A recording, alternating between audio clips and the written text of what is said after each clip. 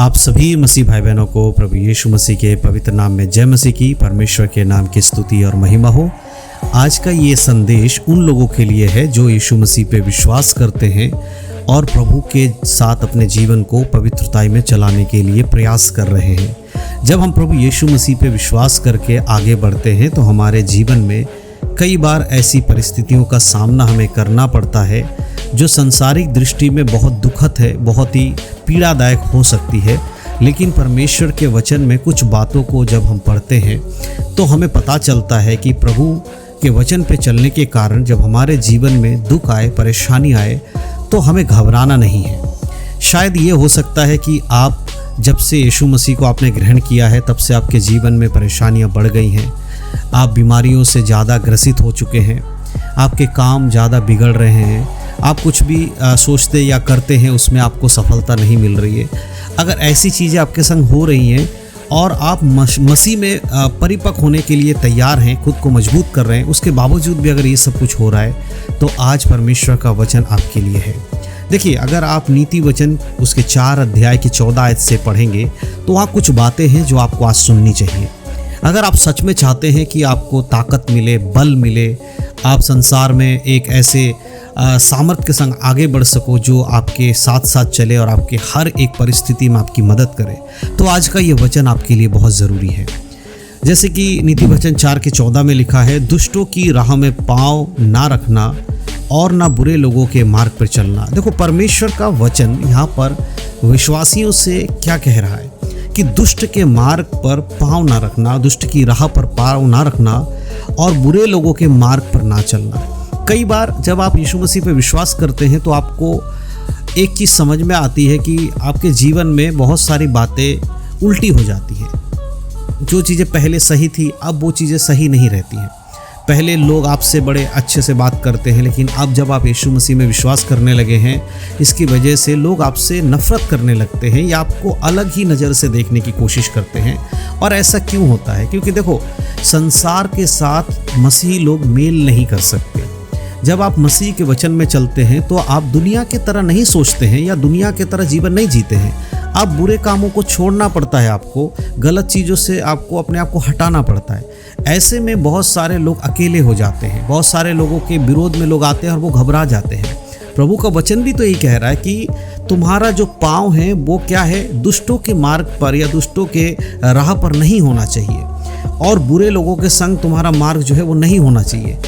अगर आप सच में मसीह में जीवन जीना चाहते हैं, प्रभु में बढ़ना चाहते हैं, तो आपको कुछ बातों को समझना पड़ेगा। सबसे पहली चीज़, आपकी संगति को बदलना पड़ेगा। अगर आपकी संगति नहीं बदली है, कई बार लोग सोचते हैं केवल यीशु मसीह पे विश्वास कर लेने से ही सब कुछ हो गया है, अब हम जैसे पहले जीते थे वैसे भी जिएंगे तो भी हमारा भला ही होगा। तो अगर आप ऐसा सोचते हो तो ये आपकी बहुत बड़ी गलतफहमी है। ऐसा बिल्कुल भी नहीं है। जब आप मसीह में आ जाते हैं, प्रभु में विश्वास करते हैं, तब आपका जीवन भी परिवर्तन होना चाहिए, बदलना चाहिए। प्रभु क्लियर मना कर रहा है कि तुम्हारा जो मार्ग है वो दुष्टों के संग नहीं होना चाहिए, है ना। जब आप मसीह में नहीं थे तो आपकी जो दोस्ती थी कैसे लोगों के संग थी? ऐसे लोगों के संग जो बात बात में गाली देते हैं, बात बात में बुरी बातें बोलते हैं, दूसरों की निंदा कर रहे हैं, चुगली करते हैं, नशा करते हैं और गलत व्यभिचार की बातें करते हैं। ऐसे लोगों के संग अगर आपका उठना बैठना रहा है और अब आप मसीह यीशु में आ गए हैं, आप कलीसिया में जा रहे हैं, आप प्रार्थना कर रहे हैं, आप बाइबल पढ़ रहे हैं, और इन सब बातों के बाद अगर आप उन लोगों के संग आज भी अपना संगति रखते हैं तो आपका स्वभाव में बदलाव नहीं आएगा। यही कारण है कि आज बहुत सारे लोग प्रार्थना करते हैं, उनके जीवन में बदलाव नहीं आता। प्रभु साफ कह रहा है कि दुष्ट लोगों के राह में तुम्हें पाँव नहीं रखना है। इसका मतलब संगति बदलनी पड़ेगी, है ना। बुरे लोगों के मार्ग पे नहीं चलना है, वो सब छोड़नी पड़ेगी आपको, और कोई आपके पास मार्ग नहीं है। और 15 आयत में प्रभु कहते उसे छोड़ दे, उसके पास से भी ना चल, उसके निकट से मुड़कर आगे बढ़ जा। यानी कि बुरे कामों से अपने आप को अलग करो, है ना। अगर आप कीचड़ में खड़े होकर अगर आप जाओगे तो आपके पैर गंदे होंगे, ये क्लियर है ना। आप कीचड़ में अगर आप उतरोगे तो आपके पैर गंदे होंगे। अगर आपको पैर गंदा नहीं करना है तो आपको उस कीचड़ के मार्ग से हटकर एक दूसरा मार्ग लेना पड़ेगा, दूसरा रास्ता लेना पड़ेगा, जहाँ से आपके कपड़े गंदे नहीं होंगे, आप गंदे नहीं होंगे। लेकिन आप सोचोगे कि ठीक है मैं कीचड़ में से ही जाऊंगा और मेरा कपड़े भी गंदे ना हो, तो ऐसा संभव ही नहीं है।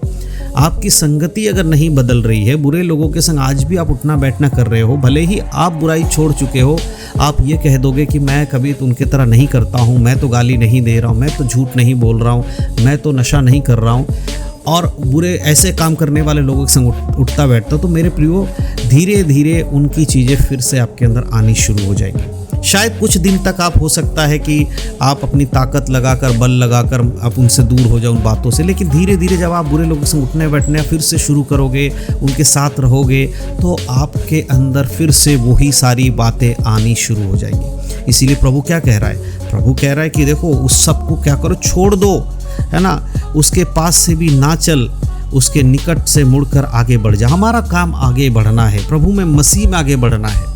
एक मसीही में उद्धार पाया हुआ व्यक्ति केवल मुंह से अंगीकार करने से यीशु मसीह मेरा उद्धार करता है और मन में विश्वास करने से कि वो मुझे लेने वापस आएगा, मेरा पापों को क्षमा करने वाला, वचन में लिखा है वो उद्धार पाएगा। लेकिन वचन में लिखा है जो अंत तक धीरज धरेगा उद्धार उसका होगा। यानी कि उद्धार पाने के बाद आपका जीवन बाइबल आधारित अगर आप नहीं जी रहे हैं तो आपका उद्धार आपसे छीना भी जा सकता है। बाइबल में बहुत सारे ऐसे वचन हैं जो ये बताते हैं कि उद्धार पाए हुए लोग भी नरक में जाएंगे। बहुत सारे लोग जो आज सेवा कर रहे हैं, बहुत सारे लोग ऐसे हैं जो कलीसिया चला रहे हैं, बहुत सारे लोग ऐसे हैं जो चर्च में जा रहे हैं, है ना, बहुत सारे लोग ऐसे हैं जो वचन को प्रचार कर रहे हैं, उनमें से काफ़ी सारे लोग नरक में होंगे। कारण क्या है? उन्होंने उद्धार तो पाया, अपने जीवन को यीशु मसीह को दिया तो, लेकिन उसके अनुसार जीवन जिया नहीं जो वचन कहती है। इसीलिए आज के समय में आपको समझना पड़ेगा कि अगर आप मसीह में परिपक्व होना चाहते हैं तो आज आपको अपने जीवन में इन बातों का ध्यान रखना पड़ेगा। अन्यथा आप भी संसारिक लोगों के तरह ये सोचते रह जाओगे कि मैं तो उद्धार पाया हुआ हूँ, मुझे कोई दिक्कत नहीं है, सब कुछ मेरे लिए सही है, और अचानक से यीशु मसीह आएंगे और आप उनके संग नहीं जा पाओगे।